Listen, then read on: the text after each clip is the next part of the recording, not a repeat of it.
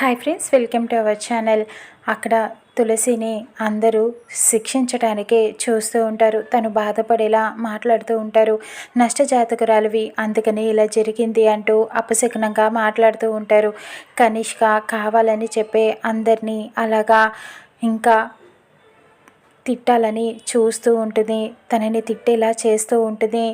నీకు ఇది కాదే, శిక్ష వేయాల్సిందే, దీనికి పాప పరిహారం చేసుకోవాల్సిందే అని చెప్పి తులసిని బలవంతంగా చేయి పట్టుకొని అందరూ కలిసి కనిష్కతో పాటు లాక్కొని వెళ్తూ ఉంటారు. అక్కడ ఒక చోట కూర్చోపెడతారు.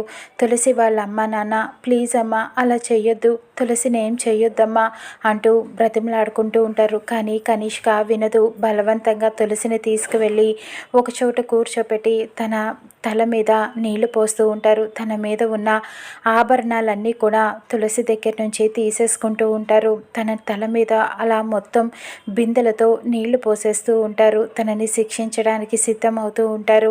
కనిష్క ప్లాన్ ప్రకారం చేస్తూ ఉంటుంది. ఇక్కడ ఖుషి సిద్ధుని తీసుకొని వెళ్తుంది. ఇక్కడే అమ్మవారి విగ్రహం కనిపించకుండా పోయింది అని తీసుకొచ్చి చెబుతూ ఉంటుంది. ఇక్కడేనా అంటూ ఇకలా సిద్ధు నీళ్ళల్లోకి దూకుతాడు. అక్కడ ఉన్న కొలనులో మొత్తం అంతా వెతుకుతూ ఉంటాడు. దూకి లక్ష్మి కోసం ఆ విగ్రహాన్ని ఎలాగైనా సరే తీసుకురావాలి అంటూ మొత్తం నీళ్ళల్లో వెతుకుతూ ఉంటాడు.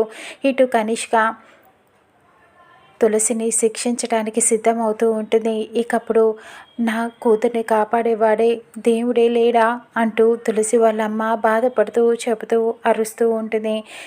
తులసి కన్నీళ్లు పెట్టుకొని బాధపడుతూ ఉంటుంది. తనకి పరిస్థితికి రావడానికి కనిష్క ఇకలా శిక్షించేస్తూ ఉంటుంది. ఇంతలో సిద్ధు అక్కడ వెతుకుతూ ఉంటాడు. విగ్రహాన్ని వెతికి తీసుకువచ్చి తులసిని కాపాడుకుంటాడా సిద్ధు? చూద్దాం రానున్న ఎపిసోడ్లో.